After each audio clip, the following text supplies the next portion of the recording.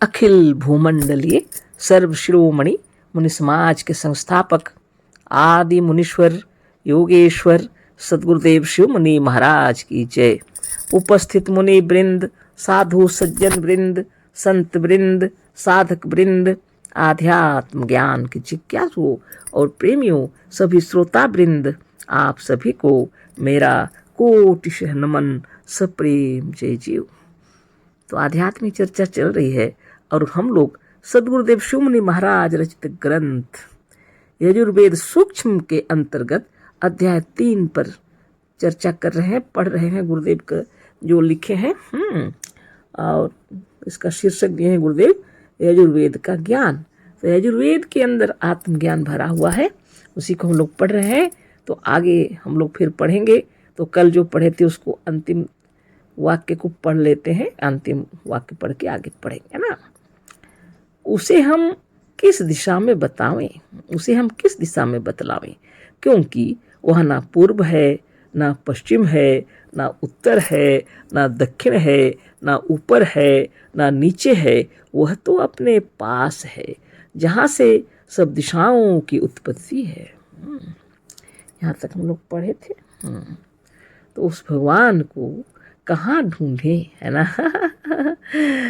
क्या बतलाएं, कहते हैं वह ना तो पूर्व है, ना पश्चिम, ना उत्तर है, ना दक्षिण, ना ऊपर है, ना नीचे।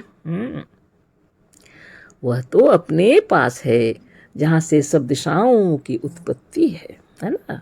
जहाँ से सब दिशाएं उत्पन्न होती हैं, जहाँ से हम लोग अंगुली दिखा दिखा के बताते हैं, है ना।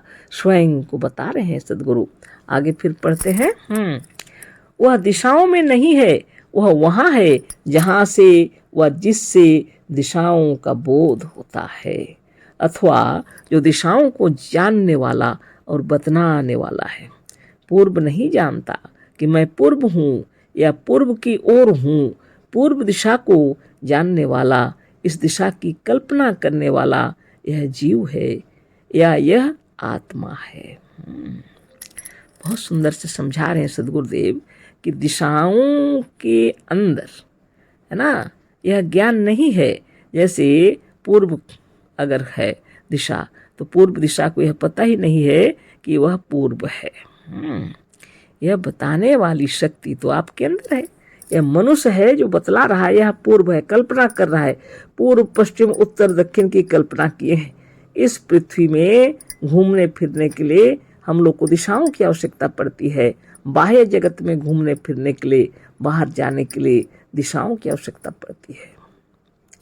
लेकिन सदगुरुदेव के हिसाब से दिशाएं तो सिर्फ 2 हैं, एक बाहर और एक भीतर।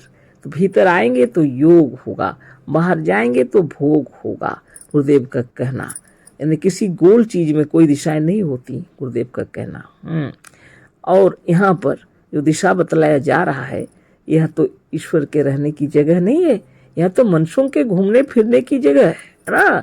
और वो ईश्वर जहाँ रहते हैं, भगवान ब्रह्म साक्षात परमेश्वर आत्मा या परमात्मा, जिसे आप जो भी कहिए, वह तो सबके भीतर है। वह ना पूर्व है, ना पश्चिम, ना उत्तर है, ना दक्षिण, ना ऊपर है, ना नीचे। वह तो अपने पास है, जहाँ से सब दिशाओं की उत्पत्ति होती है। आप खड़े होके इंगित कर करके अंगुली दिखा दिखा के बताते हैं, है ना। दिशाएं तो आपके स्थान से शुरू होती हैं, है ना, और दिशाएं फिर वहीं अंत भी होती हैं। तो यही बतला रहे सदगुरुदेव, है ना। पूर्व दिशा को जानने वाला या इस दिशा की कल्पना करने वाला, या कल्पना करने वाला है जीव है या यह आत्मा है। यही आत्मा या जीव दिशा से परे स्थित है और यही दिशाओं की कल्पना कर रहा है। इसी तरह से पश्चिम यह नहीं जानता कि हम पश्चिम हैं, उत्तर नहीं जानता कि हम उत्तर हैं, दक्षिण स्वयं नहीं जानता कि हम दक्षिण हैं, ऊपर नहीं जानता कि हम ऊपर हैं, नीचे नहीं जानता कि हम नीचे हैं। कोई भी दिशा नहीं जानती हम अमुक दिशा हैं, किंतु यह जीव आत्मा या यह हम जानते हैं कि यहाँ से यह पूर्व है, यह पश्चिम है, यह उत्तर है और यह दक्षिण है, अतः वह स्थान, वह चेतन बिंदु जहाँ से आगे की ओर इन दिशाओं की कल्पना हो रही है, वह इन दिशाओं से परे है, इन्हें अतिक्रमण करके स्थित है। इसी का नाम हम है। इसी को जीव, जीवन, आत्मा, ब्रह्म, ईश्वर और परमात्मा कहते हैं। यह दूसरा कोई नहीं है, हमारा अपना आप है।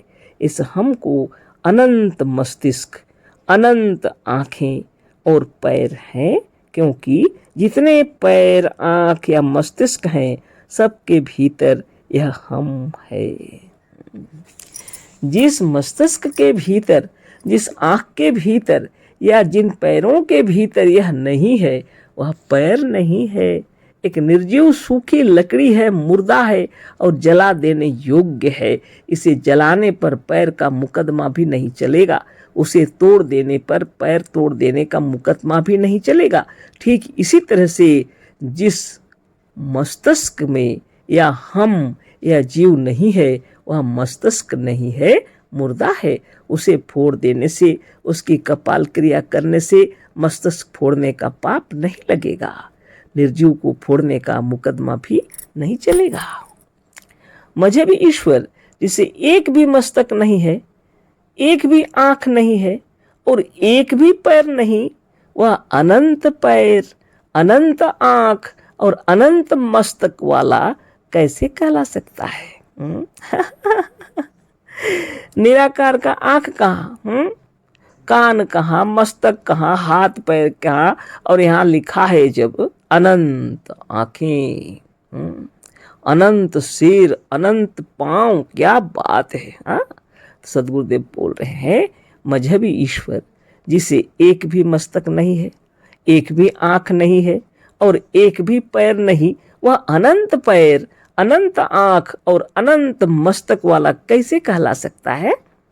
सनातन धर्मियों के ब्रह्मा भी यह नहीं हो सकते, क्योंकि सनातन धर्मी अधिक से अधिक उन्हें 4 ही मस्तक वाला मानते हैं।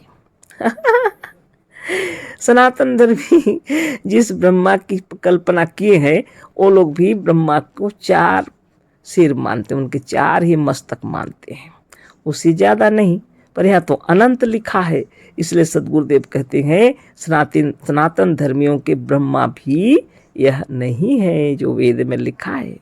यह तो अनंत सिर वाले हैं और सिर्फ 4 सिर वाले ब्रह्मा, ऐसे कैसे हो सकता है? आगे सदगुरुदेव कह रहे हैं शिव भी नहीं हो सकते, क्योंकि उन्हें अधिक से अधिक 5 मुख वाला और 3 आंख वाला मानते हैं। अब शिव भी नहीं हो सकते, क्योंकि अधिक से अधिक लोग उन्हें 5 मुख वाला और 3 आंख वाला मानते हैं। अतः इस मंत्र में किसी मजहबी ईश्वर का वर्णन नहीं है। साफ साफ प्रमाण सहित गुरुदेव बतला दिए।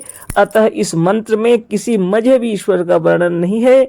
इस मंत्र के इस स्पष्ट अर्थ पर आज तक क्यों नहीं विचार किया गया, यही हमें आश्चर्य है। इतने ज्ञानी पंडित उसी को कहते हैं जो संस्कृत जानते हैं। इन लोगों के रहते हुए भी किसी ने यह विचार क्यों नहीं किया? सदगुरुदेव आश्चर्यचकित हैं। वेदों में जिस मंत्र को लिख करके गुरुदेव बतला रहे हैं, इसमें ना तो वह ब्रह्मा है, इसमें ना वह शिव जी दिखलाई पड़ रहे हैं, ना वह निराकार ईश्वर। तो क्यों इस पर ध्यान लोग नहीं दिए? अतः इस मंत्र में किसी मजहबी ईश्वर का वर्णन नहीं है। इस मंत्र के इस स्पष्ट अर्थ पर आज तक क्यों नहीं विचार किया गया, यही हमें आश्चर्य है। आगे पढ़ते हैं। चारों वेदों के किसी मंत्र में मजहबी ईश्वर का वर्णन नहीं है, पर आज तक के जितने भाष्यकार हुए हैं, वेद के अधिकांश मंत्रों में से मजहबी देवता और मजहबी ईश्वर खींच कर और मंत्रों का अर्थ तोड़ मरोड़ कर निकाल लिए हैं। ठीक है ना? धन्य सदगुरुदेव शिव मुनि महाराज की जय। धन्य धन्य सदगुरुदेव शिव मुनि महाराज की जय। गुरुदेव कह रहे हैं चारों वेदों के किसी मंत्र में मजहबी ईश्वर का वर्णन नहीं है। पर आज तक के जितने भाष्यकार हुए हैं, वेद के अधिकांश मंत्रों में से मजहबी देवता और मजहबी ईश्वर को खींच खींच कर और मंत्रों का अर्थ तोड़ मरोड़ कर निकाल लिए। स्वामी दयानंद ने तो वेद के मंत्रों का अर्थ करते समय इन मंत्रों का के साथ और अपने पाठकों के साथ अनर्थ करके बड़ा जुल्म किया है। पूर्वोक्त मंत्र का अर्थ स्वामी दयानंद ने क्या किया है उसे भी देख ले। अतः उस अर्थ का मिलाप करने के लिए एक बार फिर इस मंत्र को और यहाँ उद्धृत कर देते हैं। सहस्र शीर्षा पुरुष सहस्राक्ष सहस्रपात स भूमि सर्वत्र स्प्रीत्वा तिष्ठद् दशांगुलम। यजुर्वेद अध्याय 31 मंत्र 1। हमारा किया हुआ भाष्य या अर्थ तो आप सुन चुके। अब जरा स्वामी जी का किया हुआ अर्थ सुनिए। उनका अर्थ आरंभ होता है, अभी उनका लिखते हैं, देखिए गुरुदेव, उनका अर्थ आरंभ होता है, हे मनुष्यों। ऐसा कहकर ना मालूम स्वामी जी सब मंत्रों में से हे मनुष्यों कहाँ से लाए हैं, जबकि किसी मंत्र में हे मनुष्यों नहीं रहता है। उनकी भावना है कि इन वेद मंत्रों को ईश्वर ने कहा है, इसलिए हे मनुष्यों ऊपर जोड़ते गए। बहुत विचित्र बात है। वेद में कहीं हे मनुष्यों नहीं लिखा, लेकिन स्वामी जी को, दयानंद सरस्वती जी को ऐसा लगता है ये वेद मंत्र को ईश्वर ने कहा है, इसलिए उन्होंने सब मंत्रों में जहाँ तहाँ हे मनुष्यों जोड़ किया और जोड़ते चले गए, जो कि किसी मंत्र में नहीं है।